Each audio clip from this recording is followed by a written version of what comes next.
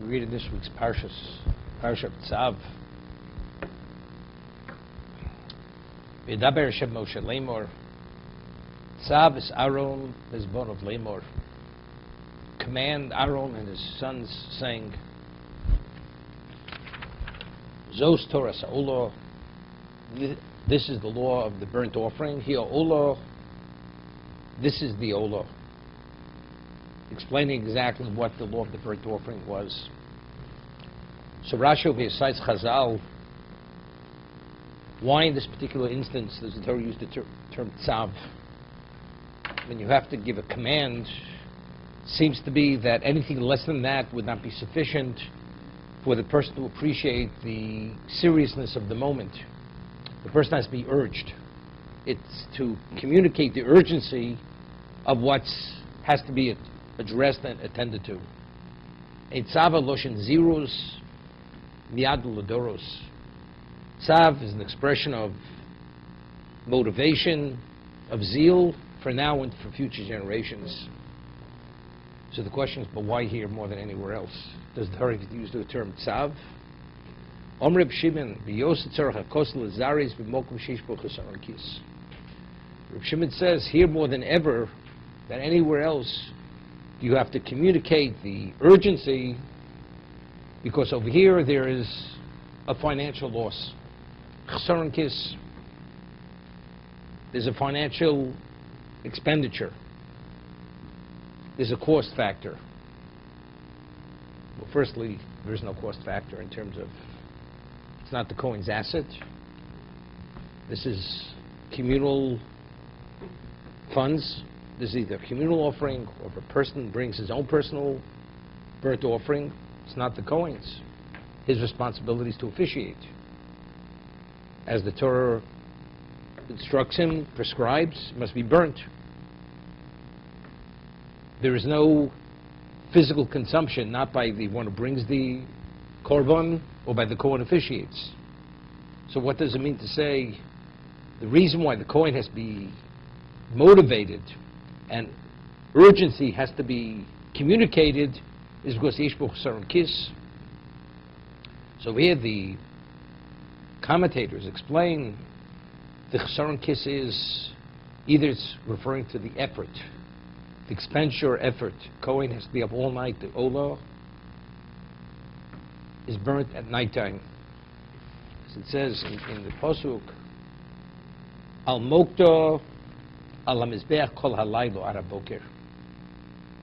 It's on the bier of wood on the Mizbeach, on the altar, all night until the morning. Veish HaMizbeach Tukad Bo. The fire of the altar should burn within it.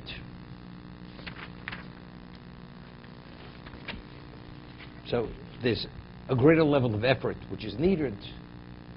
So because of the greater level of effort, and he has no compensation, there's no physical compensation, therefore he has to be urged, he has to be motivated, despite that there's no personal material gain for him.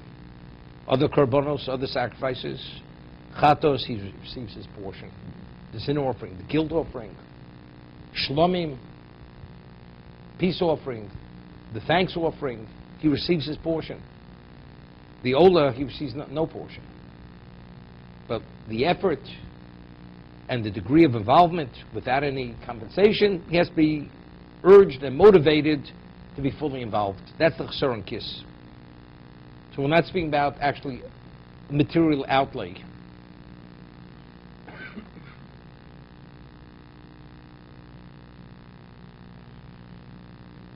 Tzav Aaron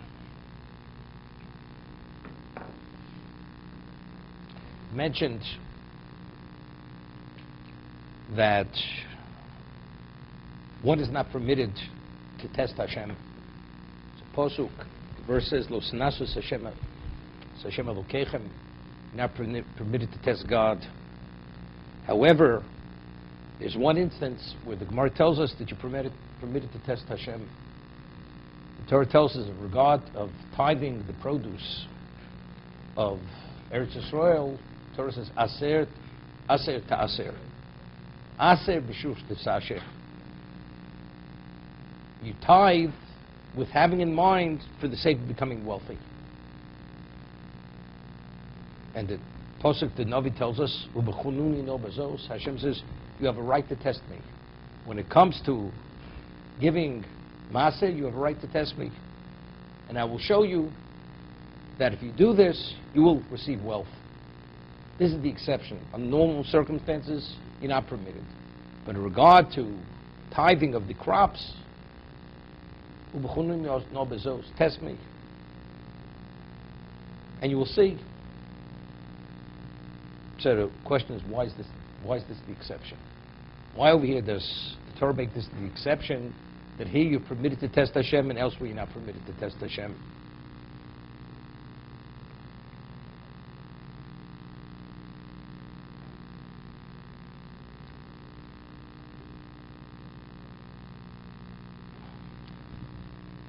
We learn from the story of Dosan Aviram. Dosan Aviram originally were two individuals who formed the Moshe Rabbeinu. And Moshe had to flee from Mitzrayim, spent many years in Midian. After being there many years, Hashem communicates to Moshe Rabbeinu, Mesu Anoshim. Those people originally formed on you, they're no longer alive, they died. So the difficulty is, but factually they were alive. Doesn't have you were alive. So the Gemara explains what it means. Mesu Yardu Milchseim. They became impoverished. So because they became impoverished, they no longer had the status and the relationships with the government that they would actually put Moshe in jeopardy. Because initially the reason why they were able to reach the higher echelons of government because of their financial wealth, but because they had this financial setback, they were impoverished. Therefore, God quantifies this state as Mesu, they died. So the Gemara says, from here we learn that Oni Choshev Kemes, that a person who's impoverished is like a non-existent person, like he died. Because who pays attention to the poor man? You have no status. Oni Choshev Kemes. So the Gemara tells us that we find that wealth is referred to as Yukum. Yukum, why? Why is possessions referred to as Yukum? Yukum means to be upright, stand upright. Because it's Mekim Odavar Raglov. Because a person could stand on his 2 feet securely. I am who I am because I have possessions. So what is the person? You have nothing, Choshev Kemes, like a non-existent person. You have possessions, you're somebody. So when you take away a person's possessions, what are you stripping him of? His whole sense of security, whether he is or not. Not so simple. That is your essence. You're secure. Without it, you're not secure. That's Yikum. Torah says you must give 10% to the Levi. It's a significant percentage. It's not easy to give away that kind of profit. This is what I've toiled and I've worked for. Identify with this. This gives me my identity in the community to be effective. Hashem says you must give it away. But how? Don't see it as you're giving it, but you're receiving. I guarantee wealth. And I will prove it to you. How? Although under normal circumstances you're not permitted to test God, in this context you're permitted to test God. It's an interesting story. There was a person, he was known as the Alter of Navardik. He was like the elderly sage of Navardik, established many yeshivas in Europe. His name was Rabbi Yosef Horowitz, Zech Tzarech Levrocha, and things were financially very difficult in Europe, and he had a whole network of yeshivos, and he came to the United States. The only time he was ever here to raise money. In the earlier part of the 20th century. And where was he going? He knew no one in the United States, except he had one student who he had heard, who became very wealthy. Well, one time studied in Vardik Yeshiva in Europe. So And he didn't even know where he lived. He knew he lived in Manhattan. More than that, he didn't know. So he's on this boat trip for weeks. Finally, the boat docks in New York Harbor, gets off the boat. He only knows his student's name is Moshe. Moshe Schwartz. That was his student's name. And he heard he became a wealthy man. So he figured, if he's wealthy, he probably lives in the area of wealthy people, certain part of Manhattan. Those years, Harlem was where wealthy Jews lived. So he starts going from brownstone to brownstone, looking for mezuzah on the doorpost. Knocks on one door, they slam the door in his face. Goes from one to another and another, and finally he sees a brownstone, and he has a sense this is Moshe Schwartz's house. So he goes to the house, knocks on the door, and a non-Jewish maid opens the door. She's in a starched uniform, and he has a sense this is the house. And he says, of course he doesn't speak English, and he says to this Irish maid, is this, in Yiddish, is this the house of Moshe Schwartz? She becomes hysterical. She slams the door in his face, puts his foot in the door, doesn't let the door close. She starts screaming, Master Morris. And all of a sudden, up on the second level, sure enough, he sees Moshe Schwartz. He sees this is his student. When he left Europe, he had a beard. He had payas, side locks. He looked Jewish. Here, bareheaded, totally shaven, no sideburns. He sees this. The altar of Navardik turns red, sees red immediately, and this Morris Schwartz, Moshe Schwartz, sees his Rebbe. Immediately comes, runs down, invites him in, says, what are you doing here? He doesn't even hear the question. Immediately he laces into him, and he says to him, you became a goy. You live like a Gentile. You're no longer this. And he, for 2 hours, is giving him, really lacing into him, telling him where he went wrong. Finally, he agrees. He'll be a full Shomer Shabbos observer, keep kosher, won't shave with a razor, so on and so forth. He's committed to everything.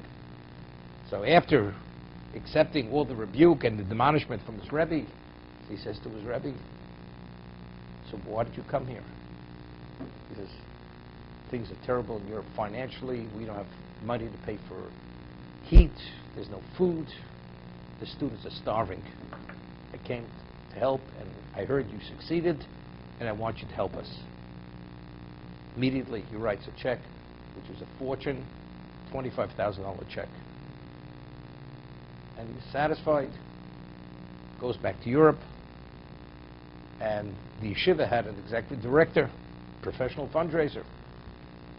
So when the professional fundraiser sees that the head of the yeshiva, the Alter of the Navardik, was able to raise $25,000 without any training in fundraising and PR, so he, being the professional, you can imagine what he's able to raise. So about a year later, he comes to the United States with his gold watch and his vest, and he goes and he speaks about the yeshiva, and he tells this Morris Schwartz how impressed he is, how he succeeded in America despite everything, and he's talking for a few hours. At the end of the few hours of talking, he says to him, he writes him a check for $18. So he's taken aback. Here, with all his suave and all his professionalism and everything else, $18, and his Rosh Yeshiva, the head of the yeshiva, with no training, he writes him a $25,000 check. So he has to ask him, where did I go wrong? What mistake did I make?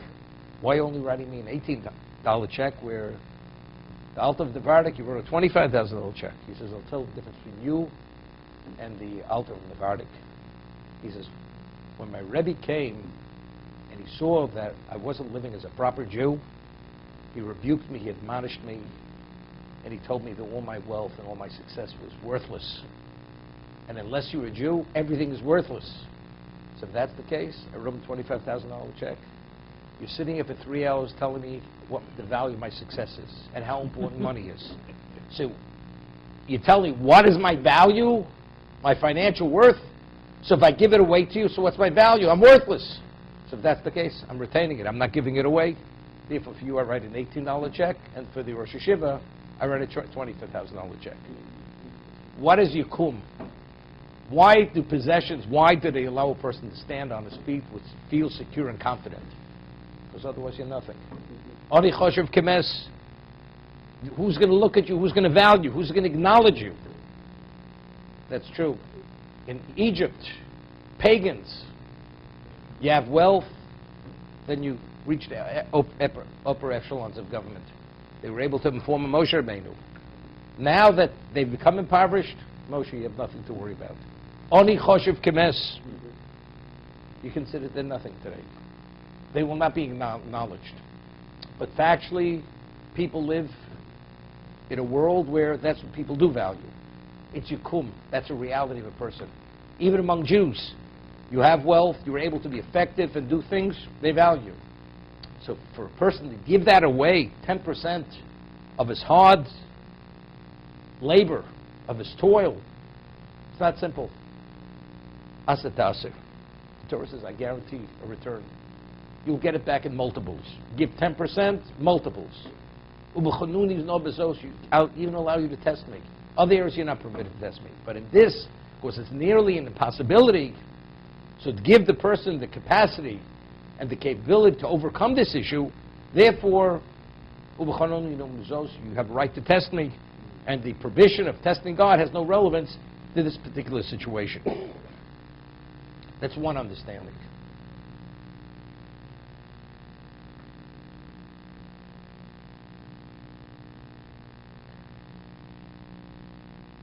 There's an opinion in the Mishnah. We have the Torah discusses the laws of custodians. All kinds of custodians. You have an unpaid custodian. You have a paid custodian. What we call Shomah Chinam, Shomah Socher, paid custodian. You have a borrower. Also, he has certain, in each custodian, based on his relationship to the object, has different levels of liability. Okay? If a person is given produce for safeguarding, safekeeping, and when the produce is in his possession, it starts rotting. Now, what is the responsibility of the shomer, of the custodian? So you would say the owner would want definitely he should sell it, to that the law should be minimal when he sees it starts rotting. But there's one opinion that says unless it rots to a point where it's basically worth very little, he's not permitted to sell it. Why? So the Gemara explains what's the rationale. The rationale is a very interesting rationale. Odem rotzeb kaf shelo, yoser mitisha kav shel chaveiro. A person prefers his own kav. Kav is a dry measure. He prefers one kav of his own, which he created himself, than nine measures, 9 multiples from someone else, meaning the produce I gave you is the produce that I brought into existence. You're talking about the farmer. So this is the toil of my hand. This is the fruits of my labor. If you sell it now, so what do I have? What replaces it? Money. I prefer to have the fruits of my labor rather than it being replaced with multiples of it, because the multiples of it is not what I created. What I created is something which is special to me. Something that I didn't create, although I'm being compensated financially, doesn't have the same value in the eyes of the owner. This is the concept of Odem Rotze B'Kav Shelo Yoser Tisha Kav Mishel Chaveiro. That's the understanding. So Rashi explains in his commentary, according to this opinion, he says, whatever a person toils for, invests his effort, choviv lo, it's more special, it's more beloved. Those are the words of Rashi. Kol ma she'odam omel bavuro. Some omol is toil. What you toil for, a person values. It's more endeared to the person. So since the produce he toiled for, it's the fruits of his labor, although financially he's going to have less, he prefers to have less than more, but minimally because it's special to him, because it's something he created. That's the concept. Chovevlo.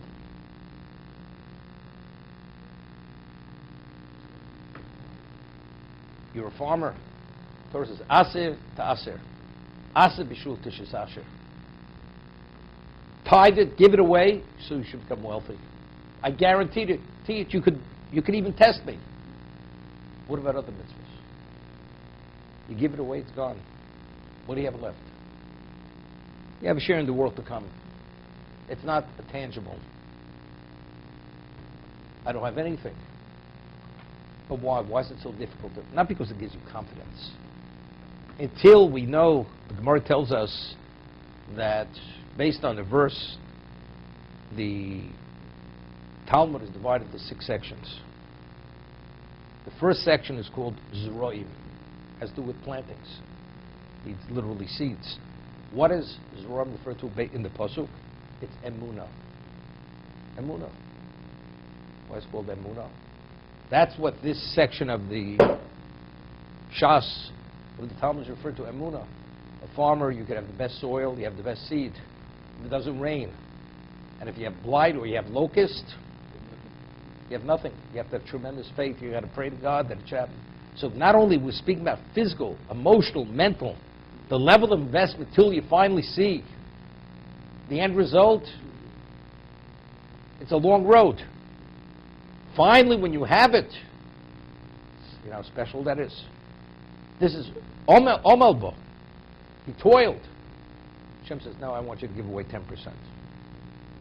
But we say, if anything you invest so seriously, your effort in, it's dear to you, it's not easy to give it away.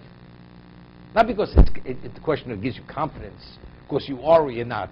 It's just special, like something has sentimental value. There's even more than the sentimental value. Hashem says, you're not giving it away. You'll get it back in multiples. And the multiples are so overwhelmingly effective that a person's able to give it away. And therefore Hashem says, you can even try me on this one. Even test me. Although normally, lo sanas Hashem Elokeichem, you're not permitted to test God. In this instance, I allow you to test me. Because it's so difficult. It's going against the grain of a person to give something away.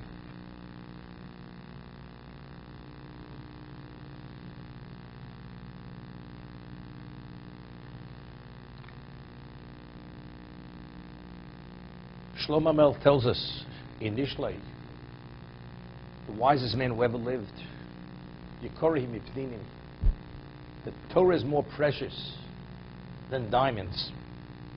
That's how precious Torah is.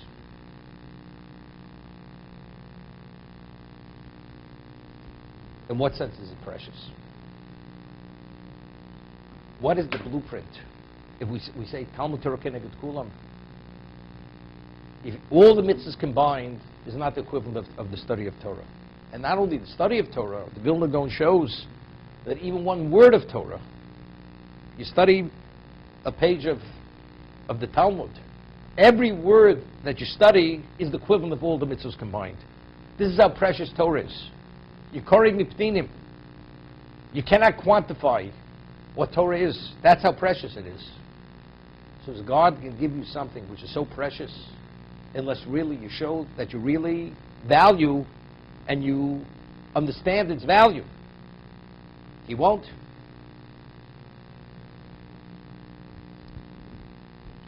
Gemara tells us that Yiras Hashem Yotzaro. What is the storehouse for Torah? For one to be able to come upon the truth of Torah and to retain Torah, you have to have Yiras Shamayim. You have to have fear of God. Reishis Chochmah Yiras Hashem. The prerequisite to wisdom, which is referring to Torah, you have to have fear of God. Why? Because the storehouse, what secures that Torah should be pristine and treated properly, you have to have fear of God. Because if you have no fear of God, Torah will be abused. So Chaim Volozhiner explains it with an allegory. He says, father is very wealthy, and his son comes to him and says, I'd like 100 bushels of wheat. The father's able to give him the 100 bushels of wheat, but the father knows he has nowhere to store it. So what's going to happen to the wheat? We'll put it out in the public area. It'll be trampled on by the animals, be wasted and abused and destroyed. The father says, at least if my son will be able to benefit from it, but ultimately it's going to be wasted and destroyed and abused. I'm not going to take something of value and just waste it. So the father, as much as he values his son, is not giving him the bushels of wheat. What guarantees that Torah should remain pristine and studied in the proper context? Fear of God. If you have fear of Hashem and you understand this is God's wisdom and this is the blueprint for creation, God looked in Torah, He created, and this is literally the catalyst. This is through which we bind and we have an understanding of Hashem. God is not giving to you unless you're going to treat it properly. You have to have that sensitivity for its value. How do you have that sensitivity? Yiras Hashem Hiotzoro. The Otzer, the storage location is Yiras Hashem, is a degree of fear of God, that one has fear of heaven. This is what it's about. The Gemara tells us, Yogata Motzoso, that if a person toils in Torah sufficiently, you will come upon the truth of Torah. But you have to toil sufficiently. Whatever, if a person comes and tells you, I didn't toil, but because I have an ingenious mind, I came upon the truth of Torah. You should not believe that person. He may believe he came upon the truth of Torah, but he did not. What about if a person says, I toiled, I did not come upon the truth of Torah? You don't believe that person either. He may believe he toiled sufficiently, but if he did not come upon the truth of Torah, that's an indication he did not toil sufficiently. It's only yogato, but if you did toil sufficiently, guaranteed you will come upon it. So the question is, if a person does not toil sufficiently, why doesn't God give him the truth of Torah? Doesn't allow him to come on the truth of Torah? So simply you would say, because if you toil for something, that's an indication you value it. Then you value it. So if you're willing to toil and put yourself out, and you should have that mental and physical level of expenditure for the sake of Torah, that's an indication you will esteem it. If you're going to esteem it because it's indicated through your investment of effort and time and mind, Hashem says you're welcome to have it. Because your involvement, your investment, is an indication to what degree you value it. So that indicates you will care for it properly. That's one understanding. Or maybe it's this, based on the principle of Adam Rotza v'kav lo Yosef v'tisha kam shel chaveiro. If we're saying anything that you invest in seriously and you toil for, it becomes endeared to the person. So if you're going to toil for Torah, and you truly toil and you sacrifice for it, the end product, to what degree will you value that product? That product only came about with great difficulty, through toil. So if that's the way it came about, that becomes endeared to the person. So that guarantees he will esteem it and revere it properly. That is the guarantee. It's not the toil is an indication to what degree he values, but because of the toil, that is the reason why it's endeared to him. It's chaviv lo. So if it's beloved to him, it's endeared to him, so then God says, you're welcome to have it as a gift. But if you did not toil sufficiently, and I give it to you, it's not endeared to you. So if that's special enough, therefore God will not give it to you. This is the understanding. The Gemara tells us that envy doesn't mean the person is truly envious, but even at a minimal level is very difficult not to be envious. A person succeeds, is brighter, whatever it may be, there's a certain slight degree of envy. But the two people a person does not have envy for. A father is not envious of a son, whether the son is more brilliant than the father, succeeds to a greater degree, is acknowledged to a greater degree. Ein odom miskane bibino. A person is not envious of his son. Ubitalmido. and a teacher to a student, to a student who he mentors, these are the two exceptions. Person has relevance to envy regarding every individual, except a father to a son, and a rebbe, a teacher to a student, the student that he mentors. The question is why so? Father to a son, we understand. The son is an extension of the father. It's a child. But a student who's mentored is not his child. And even the father, how do we understand it? So with the way we understand it, or the way we're explaining it, that's it. A person has a child, and you raise the child. You raise your child. You invest in your child. Emotionally, mentally, materially, every sense of the word. Of course, you want to perpetuate yourself. Maybe that is the reason why. But factually, you're fully invested in your son. So if you're fully invested in your son, that means you've toiled. And toiling is an understatement.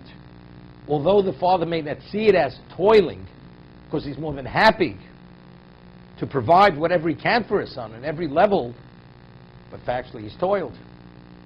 And we're saying the principle is that as God created a human being, for what you toil for, and you toil for to a greater degree, it becomes more endeared to the person. That's a fact. So if that's the case, the concept of envy has no relevance. Because this is special. You see the son special to yourself.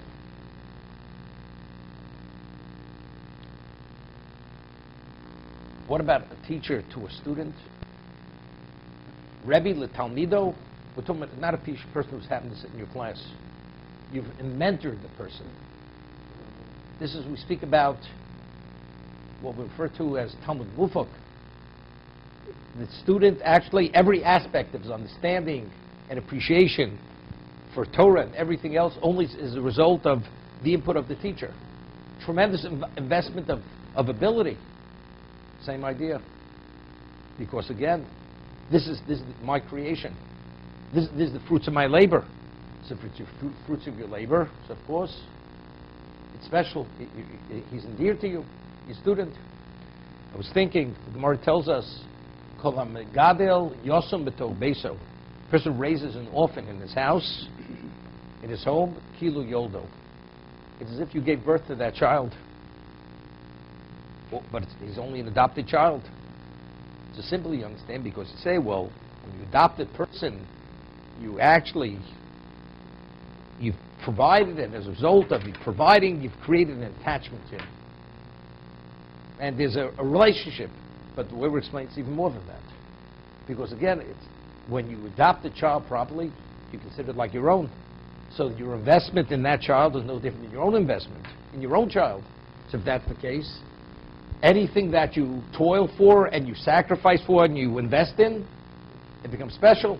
So it becomes special. Of course, there's no envy. Because that person becomes endeared to the adopted parent. That's what it is.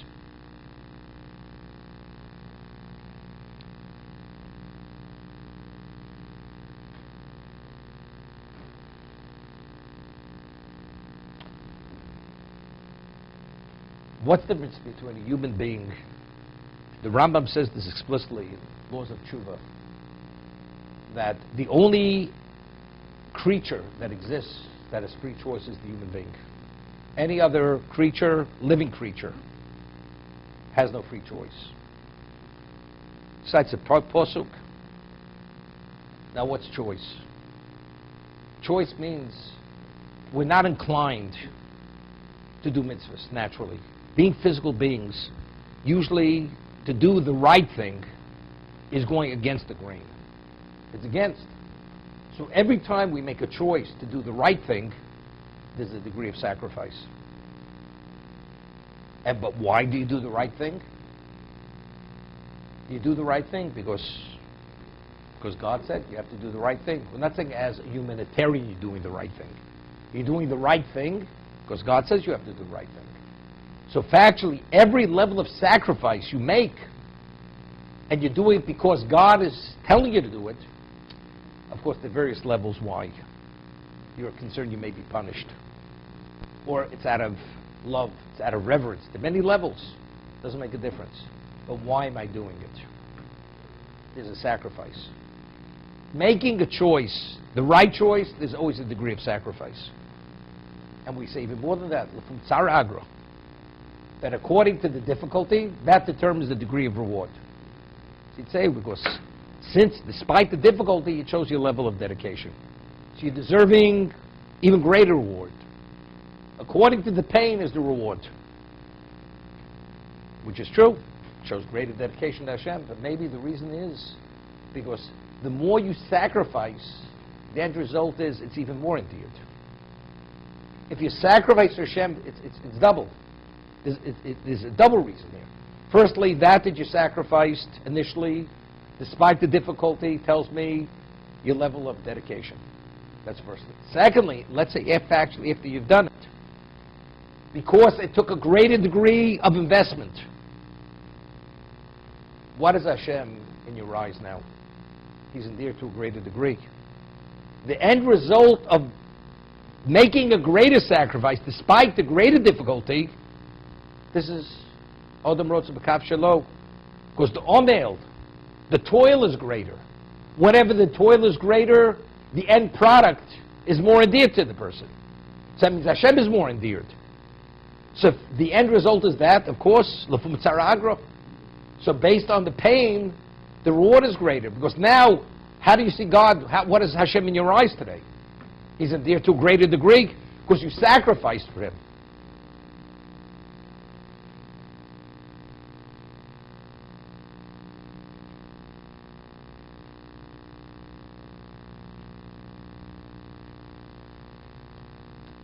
It's interesting, there's Rabbeinu Yonah, Pirkei Avos.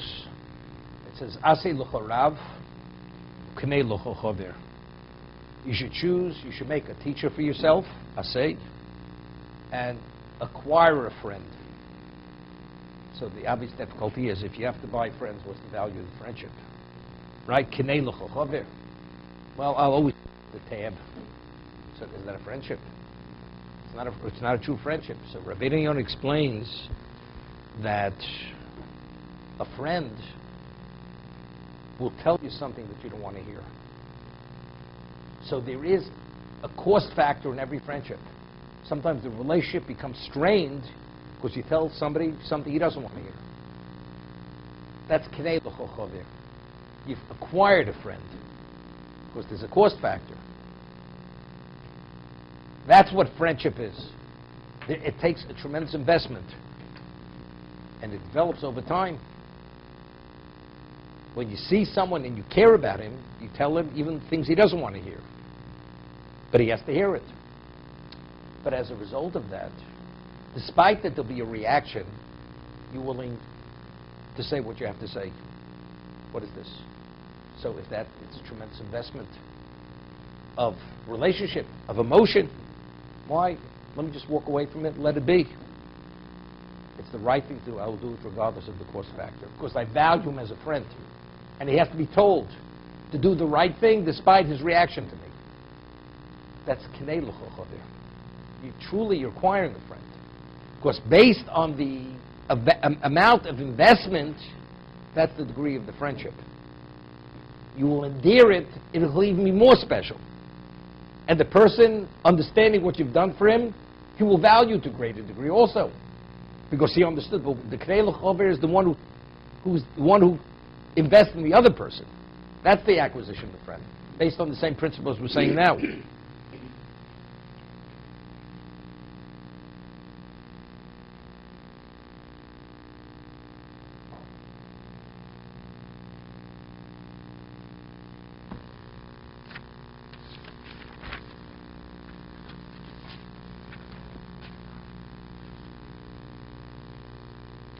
The Torah tells us that the burnt offering is on the bier of wood on the Mizbeach all night until the morning. Ve'esh HaMizbeach tukad bo. And the fire of the Mizbeach should burn in it. So over here, there's an interesting chinuch. It's one of the codifiers. And it gives us the rationale, the philosophical aspect of the mitzvah. He says, Mishorshei HaMitzvah, the fundamentals of the mitzvah, Hagdoma, in the introduction, Yodua Hadover, Beinenu. It's something that's known among us, Beitzul Kol Chochem, and anyone who has wisdom, Ki Nisim Gedolim Asher Yaso Kel El Bnei Odom Betuvo Hagodol. Great miracles which Hashem performs on behalf of mankind through His great goodness. Lolam Yasid Derech Seiser. Hashem always does it in a concealed way. Conceals it. V'nirim ho'inyonim nasim tzaskele b'darkei ateva mamish. And many of them seem to be just natural. Natural. Obekorv l'teva. Or it seems to be nearly natural. Seem maybe a little out of the ordinary, but also it's part of nature. What's the most extreme level of revealed miracle? Kriyas Yamsuf. Even there was a certain natural aspect characteristic to that. Ki gam b'nes Kriyas Yamsuf shoya nes mefursam. This was a public miracle. Couldn't be denied. Kosev sham v'yolech Hashem es hayom burach kodim azo kol halayla. Before the sea split, there was a fierce easterly wind blowing all night. V'yosem es hayom lecharovo. And only in the morning did the sea become dry, v'yiboko hamoyim, and the water split.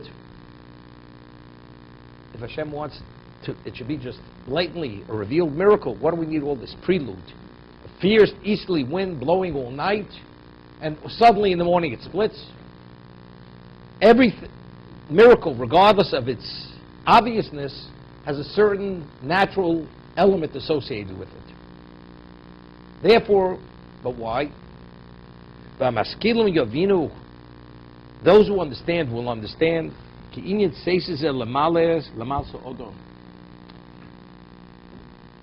that this level of concealment, to leave it to have a certain natural characteristic to it, is because of the status of the master. What does that mean, the status of the master? God has to prove himself to anyone. God is the master. If the master can do anything he wants, regardless of what the subject thinks, it's a disgrace. I have to impose myself on you.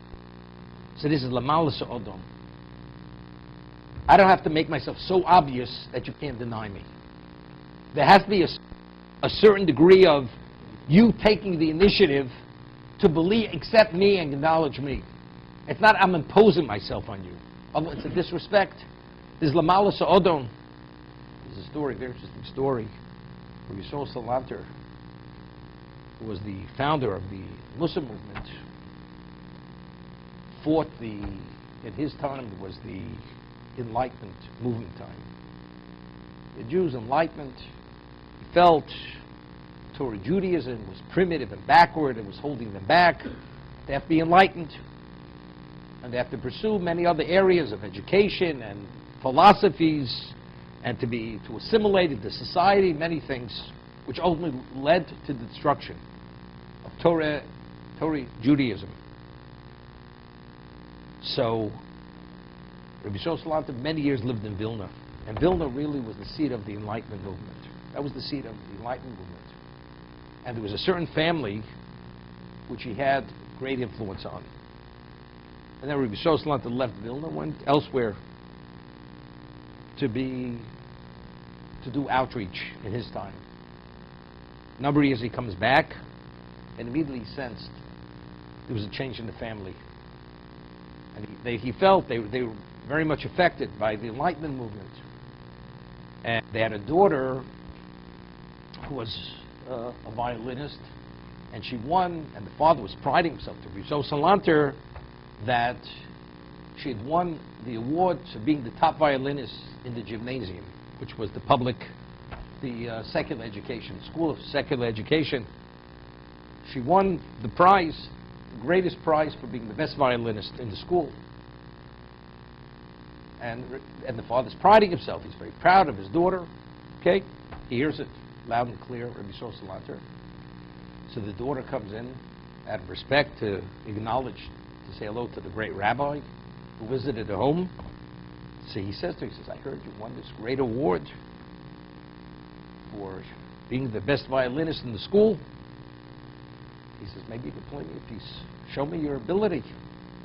So the teenage girl says to her, so Salanta, do you think I have to prove myself to you? I'm already acknowledged. Everybody knows I'm the greatest violinist. Do I have to prove myself to you? Not even talking about the disrespect. Reb Shoslan doesn't say a word. Father comes in. He tells the father, he says, I met your daughter, and you should be proud of her. But he says, it's interesting. I asked your daughter to show me her ability to play the violin. And she said to me, she doesn't have to prove herself, because she's known, she's an established violinist. She doesn't have to prove her ability to me. So Yisrael Slanta says, I understand what your daughter said. God being the creator of this existence, do you think he has to prove himself to the measly, lowly human being that he's the creator of this existence? Does he have to prove himself? He's the creator. He wills it should be, he can will it shouldn't be. Does he have to prove himself?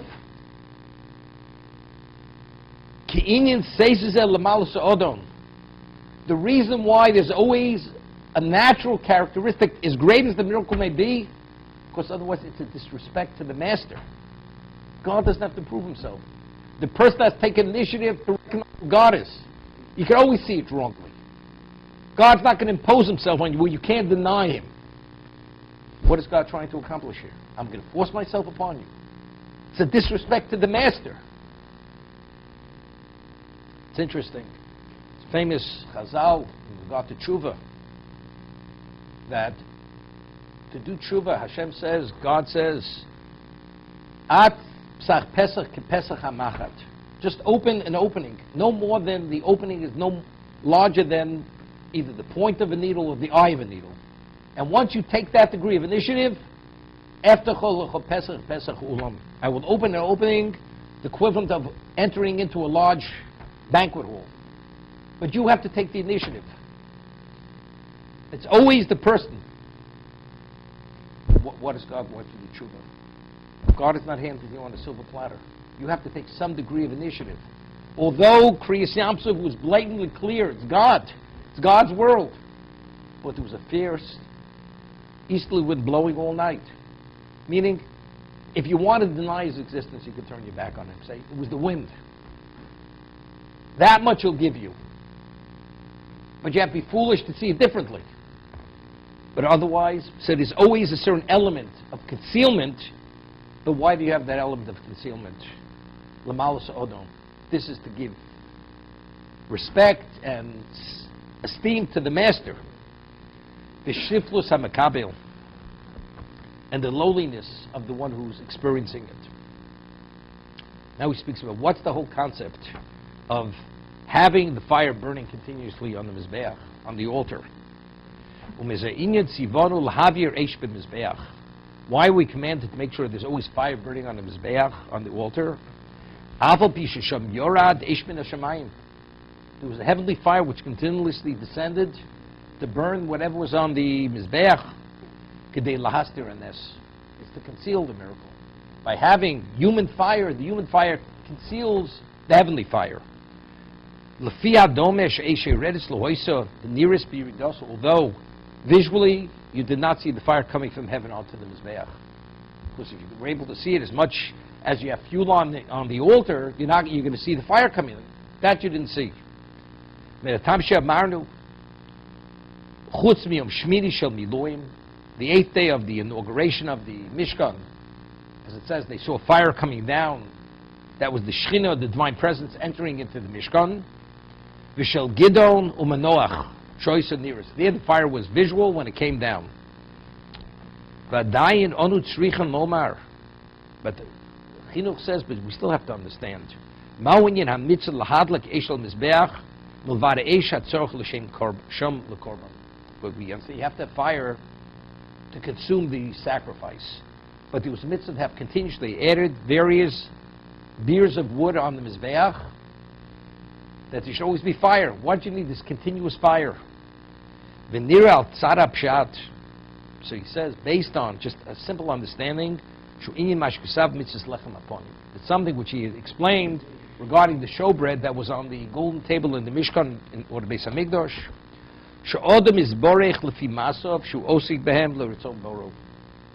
A person is blessed through his actions that he engages in when he does the will of God. We're beneficiaries of our actions. It says something phenomenal here.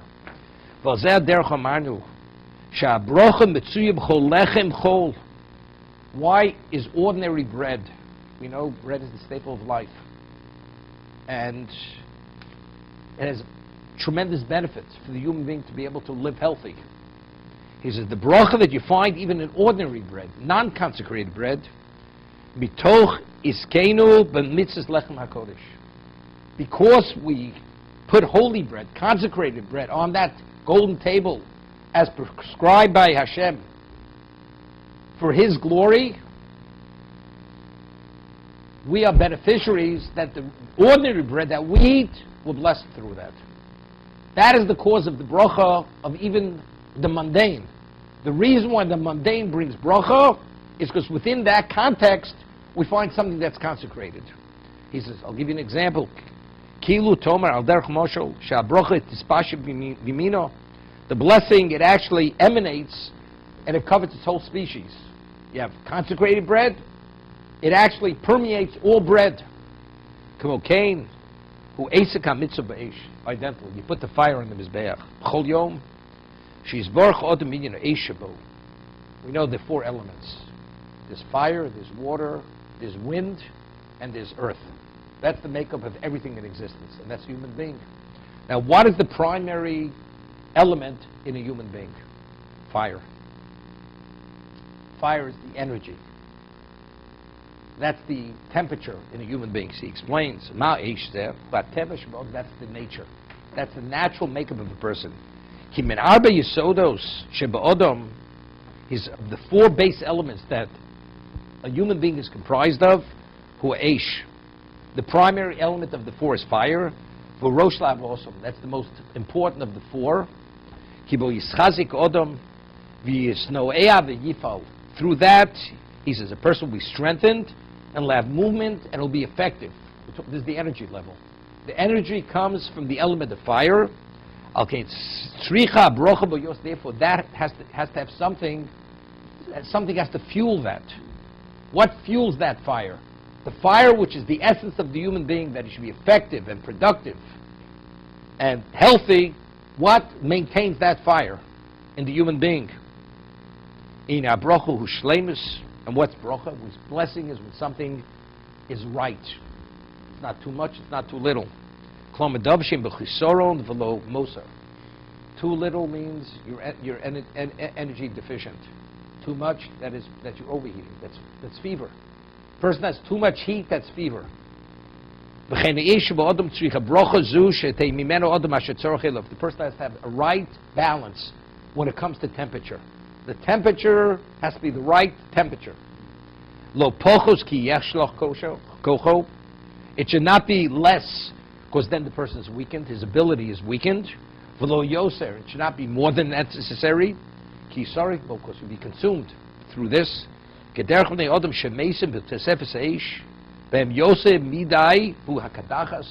fever. Persons, it burns, it dies through being, the temperature is not within a certain range. They brought fire. They brought a strange fire. They brought more than they were supposed to bring. And because they brought that extra, they were burnt. We're saying there's a correlation: the fire on the mizbeach, the consecrated, and the fire in the human being. And you have to have the right amount for the balance. So he says, because Nodem Viu brought that extra fire, which they weren't permitted to, therefore they were affected with the extra fire. Therefore they were burnt.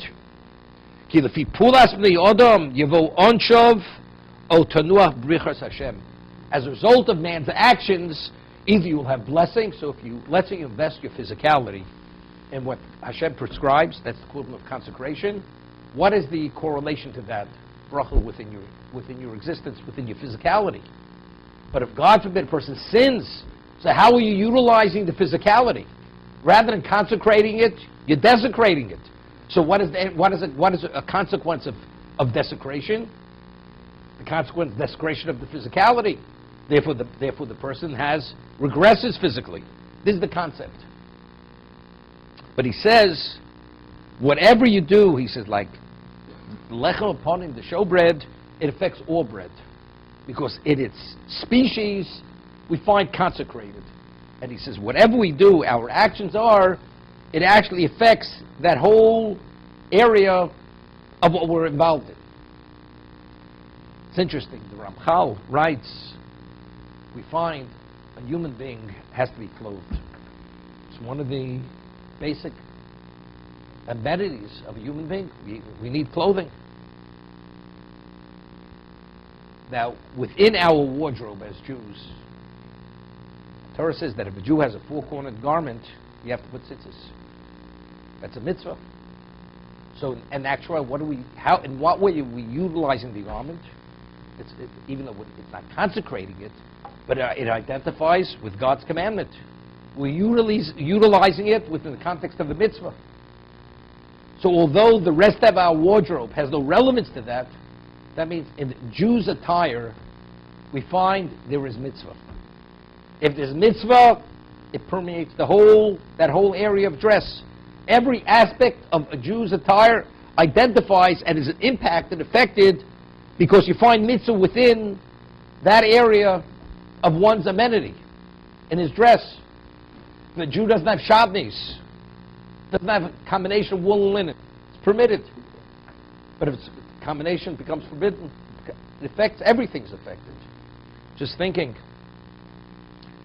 based on Psukim, the Chofetz Chaim writes in the Avos Chesed, where he speaks about the laws which pertain to interest, the Jew is not permitted to charge interest. So he shows over there that when, God forbid, a person becomes a usurer, not only is he in violation of lending with interest, and not only will he have no benefit, although he believes that through charging interest he will gain, not only will cause a gain, will cause a loss. And he says, not only will the forbidden money be taken from you, but even the money that you earned legally, legitimately, even that money will be lost. He says, what is it analogous to? The person has a hole in his pocket. So that is the damage. The ribis, the interest, is what you're not permitted to have. Once you have that hole, even the other money that you have, it goes out through in that same hole, and you lose it all. So it's the same idea, but this is in the reverse. Just as the mitzvah generates bracha, because whatever we do in the positive, it brings positive, in that area, identically, in earnings, you earn legally within the context of mitzvah, and especially because of mitzvah, everything is blessed. But if you, God forbid, you choose to earn where it's contrary to the Torah, which is transgression, every aspect of that earning is going to be affected negatively. And ultimately, rather than gaining, the person will be a loser and it will take a loss.